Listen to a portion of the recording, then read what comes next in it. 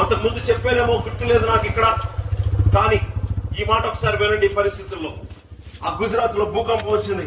మధ్యాహ్నం 12 గంటలప్పుడు భూకంపం వచ్చి పెద్ద పెద్ద బిల్డింగ్లు, ప్లాట్స్ కూలిపోయినాయి. ఆ మరుసటి రోజు సాయంత్రం 6 గంటలప్పుడు ఏం జరిగిందో తెలుసా? ఆ మిలిటరీ వాళ్ళు వెళ్లి అందులో ఉండిపోయిన ఎవరైతే ఇంకా బతుకున్నారేమోనని ఆ పెద్ద పెద్ద అపార్ట్మెంట్లు కూలిపోతే ఆ శవాలన్నీ బయటికి తీస్తున్నారు. ఎవరైనా బతుకుంటే వాళ్ళని బయటికి తీసి సహాయం చేస్తా ఉన్నారు.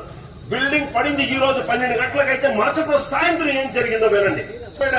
ఆ సాయంత్రం ఆ పక్కనే పడి ఉన్న ఆ బిల్డింగ్ ఆ శిథిలాల దగ్గరికి వెళ్లి మొహం కడుక్కొని నీళ్లు తాగి కొద్దిగా విశ్రాంతి రెస్ట్ ఇంట్లో యొక్క శిథిలాల దగ్గర ఆ కింద నుంచి చిన్న పాప ఏడుస్తున్న ఏడుపు వినిపించింది. అయ్యి బాబా, ఇక్కడ ఎవరో చిన్న పాప ఏడుస్తుంది.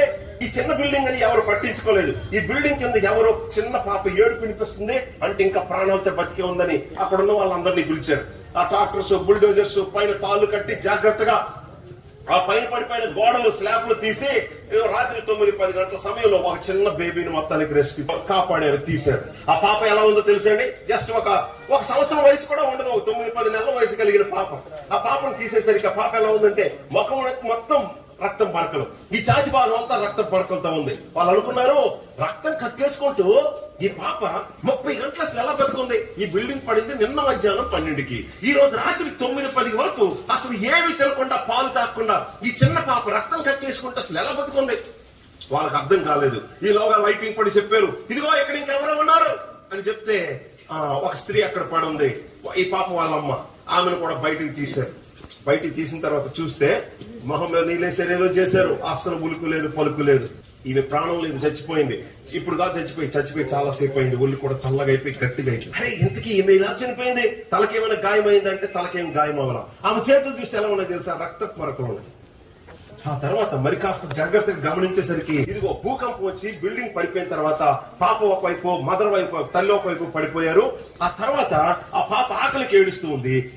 ఎంతో సేపు ఏడుస్తూ ఉంటే ఈ తల్లి ఎంతో ప్రయత్నిస్తే ఆ పాపకు చెయ్యి మాత్రమే తగులుతుంది. ఆ చేతితో అమ్మా తల్లి ఇక్కడే ఉన్నాను, కొద్దిసేపు ఓర్చుకో అని ఏదో చెప్పుకుంటది. కానీ 1 సంవత్సరం వయసు కూడా లేని పాప ఏడుస్తూ ఉంటే, ఆకలికి ఏడుస్తూ ఉంటే మాటలు చెప్తే కుదరదు, ఏదో చేసి పాలు నీళ్ళలో పెట్టాలి. కానీ తల్లి ఆ పాపను దగ్గరికి తీసుకోగలిగే అవకాశం లేదు. ఈ పాప దగ్గరికి వెళ్లి పాలు పెట్టే అవకాశం లేదు. ఎంతో కష్టపడితే చెయ్యి మాత్రం అందుతుంది. ఎందుకు? పైన పడిపోయిన స్లాబ్ ఇలా అణచివేసింది. కింద వాళ్ళు సేఫ్గా ప్రమాదం, గాయం లేకుండానే ఉన్నారు. కానీ ఆ పాప ఆకలికి గంట గడుస్తూ ఉంటే ఇంకా ఎక్కువ ఏడుస్తుంది. ఆ వెక్కి ఏడుస్తుంటే తల్లికి ఎప్పుడో అర్థమైంది ఒకనొక టైంలో, ఇంకా నేనేదో ఒకటి చేసిన పాపకి ఆకలి తీర్చి కడుపు నింపకపోతే ఆ వెక్కి ఏడుస్తూ ఊపిరి తిరగక చనిపోతుందని అర్థమైనట్టుంది.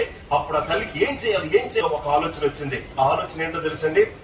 చేతుకున్న వేలు కొరికేసి ఆ పాప అందుతుంది కదా, ఆ పాప నోట్లో పెట్టింది. ఆ గాయపడిన వేలులో నుంచి వస్తున్న రక్తాన్ని ఆ పాప చేస్తూ కడుపు నింపుకుంటుంది. మరి కొద్దిసేపు అయిన తర్వాత ఆ రక్తం గడ్డకట్టుకుపోద్ది కదా, అందులో నుంచి సరిగ్గా రక్తం రాకపోతే ఆ పాప ఏం చేసింది? పాలు రావట్లేదు అని కరుస్తూ పీల్చడం మొదలు పెట్టిందేమో.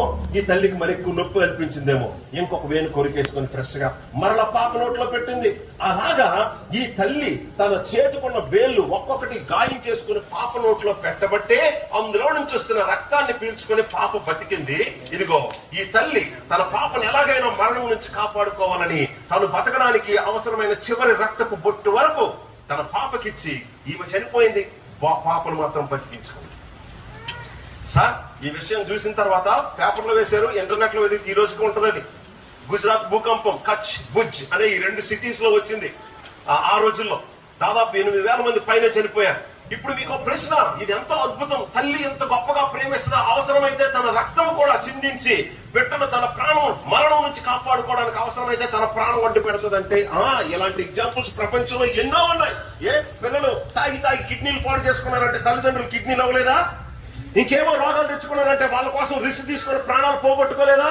కరెంట్ షాక్ వచ్చి వాళ్ళ పిల్లోడు పడిపోతే ఆ పిల్లోని రక్షించడానికి వీళ్ళు షాకు గురైపోయి చనిపోలేదా? ప్రపంచ చరిత్రలో ఎంతో మంది పిల్లల్ని కాపాడుకోవడానికి తల్లిదండ్రుల ప్రాణాలను ఏ మాత్రం లెక్క చేయకుండా రిస్క్ తీసుకున్నాడు. పక్కింటి పిల్లల కోసం ఎవడు ప్రాణాలు తెగించడు. సొంత కన్న పిల్లల కోసమే కన్న తల్లిదండ్రులే తెగిస్తారు. ఎంత రిస్క్ అయినా తీసుకుని ఎంత రిస్క్ లోకైనా వస్తాడు. మరి ఎంత గొప్ప లోకానికి ఉన్న పెద్ద సమస్య మరణం. ఆ తర్వాత నిత్యం యుగాలు అగ్నిగుండం అయితే మరి ఈ లోకాన్ని సృష్టించిన దేవుడు ఎక్కడ పడుకున్నాడు?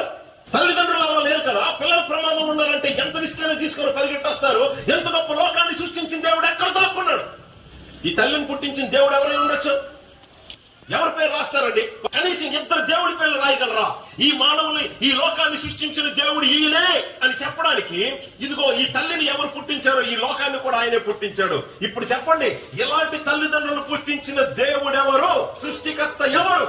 ఒకవేళ ఎవరి పేరు మీరు రాయాల్సి వచ్చినా ఆయన పుట్టించిన పిల్లల కోసం ప్రాణం పెట్టువాడై ఉండాలి. మన కోసం ప్రాణాన్ని ఏ మాత్రం లెక్క చేయకుండా నీ ప్రాణానికి తన ప్రాణం అడ్డు పెట్టువాడై ఉండాలి. నిజానికి ఈ ప్రపంచానికి సృష్టికర్త అంటూ ఎవడైనా ఉంటే ఈ లోకానికి తెలిసి ప్రాణం ఇవ్వడానికి రావాలి. ప్రాణం ఇవ్వకుండా కబుర్లాడేవాడు దేవుడు కాదు. నిజంగా సృష్టికర్త అయితే తల్లిదండ్రులే ఈ రేంజ్ లో ప్రేమ చూపిస్తారు కదా. మరి ఇలాంటి తల్లిదండ్రులని ఎంత గొప్ప లోకాన్ని సృష్టించిన దేవుడు మరి ఏ రేంజ్ లో నిన్ను ప్రేమించాలి సార్? అలాగా నీ పాపాన్ని బట్టి నువ్వు మరణం అనుభవించి నిత్యం యువగాలు అగ్నిగుండంలో ఉండడం ఇష్టం లేక నీ వంతు, నీ బదులు, నీ స్థానంలో నీ పాప శిక్ష ఆయన భరించడానికి నీ కోసం బలి అయి ఆయన రక్తాన్ని చిందించి ఆయన రక్తముతో నీ పాపాన్ని కడగడానికి ఈ లోకానికి శరీరాన్ని ధరించి వచ్చిన వాడు ఒక్కడే. ఆయన పేరు ప్రభు అయిన యేసు క్రీస్తు. ఈ మాట మీకు అర్థమైనట్లు చెప్పకపోతే మేము చాలా అన్యాయం చేసినట్టు అవుతాం. ఈ మాట చెప్తే మమ్మల్ని చంపడానికి ఎంతో మంది రకరకాలుగా ప్రయత్నిస్తున్నారు. అయినా పర్వాలే, బ్రతికేయడానికి, బాగా బ్రతికేయడానికి యేసు ప్రభు నమ్మలేదు. ఆయన దేవుడు అని చెప్పుకుంటే ఆయన్నే చంపారు. మరి ఆయన ఫాలో అవుతుంటే మాకు మాత్రం ఏంటి? ఆయనకు ముళ్ళ కిరీటం పెట్టి ఆయన వెనకాతలు నడుస్తున్న మాకు ఎవరు బంగారం కిరీటం పెట్టరు. ఈ లోకములో మమ్మల్ని అవమానంగానే చూడొచ్చు, తక్కువగానే చూడొచ్చు. వీళ్ళకి ఏంటి పిచ్చి అనుకోవచ్చు. సార్, మాకంత దేవుడు అంటే పిచ్చేమీ లేదు సార్. కానీ ఏదో కనీసం ఈ క్రిస్మస్ పండుగ రోజుల్లోనైనా ఏ ఒక్కరు నశించి ఆ నరకానికి వెళ్ళకూడదని మిమ్మల్ని బాధ్యత కలిగిన తండ్రిలా సృష్టించిన దేవుడే మీ కొరకు మీ పాపం అంతా తన నెత్తి మీద వేసుకుని నిన్ను రక్షించడానికి సిలువ వరకు వచ్చాడు. అలా సిలువలో ప్రాణం పెట్టడానికి, రక్తం చిందించడానికి నీలాంటి ఒక శరీరాన్ని ధరించి వచ్చాడు. ఆ క్రిస్మస్ రోజు యొక్క అర్థం నీకు చెప్పకుండా ఈ క్రిస్మస్ నెలలు అయిపోతే ఈ క్రైస్తవులు ఎంతో అన్యాయం చేసినట్టు. మీకు అన్యాయం క్రైస్తవులు చేయలేదు, ఈ లోకాన్ని సృష్టించిన నీ కన్న తండ్రి అయిన దేవుడు చేయలేదు. కానీ నీకు అన్యాయం నువ్వే చేసుకుంటున్నావు. నీకు తెలిసిందే జ్ఞానం అనుకుంటున్నావు, నీకు తెలిసిందే పెద్ద లాజిక్, పెద్ద రీజనింగ్ అనుకుంటున్నావు. సార్, మీ హృదయం, మీ చదువు, మీ జ్ఞానం, మీ ఆలోచన నిన్ను మోసగిస్తుంది. పాపం రకరకాల వాటిల్లోనే లేదు, చివరికి నీ ఆలోచనలో కూడా ఉంది. కాబట్టి సత్యం నువ్వు గ్రహించలేకపోతున్నావు.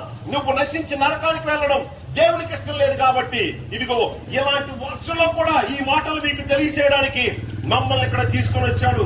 ఇదిగో దారిని నడుచుతున్న వారులారా, ఎవరికైనా ఇలా జరగడం చూశారా అని బైబిల్లో ఉంది.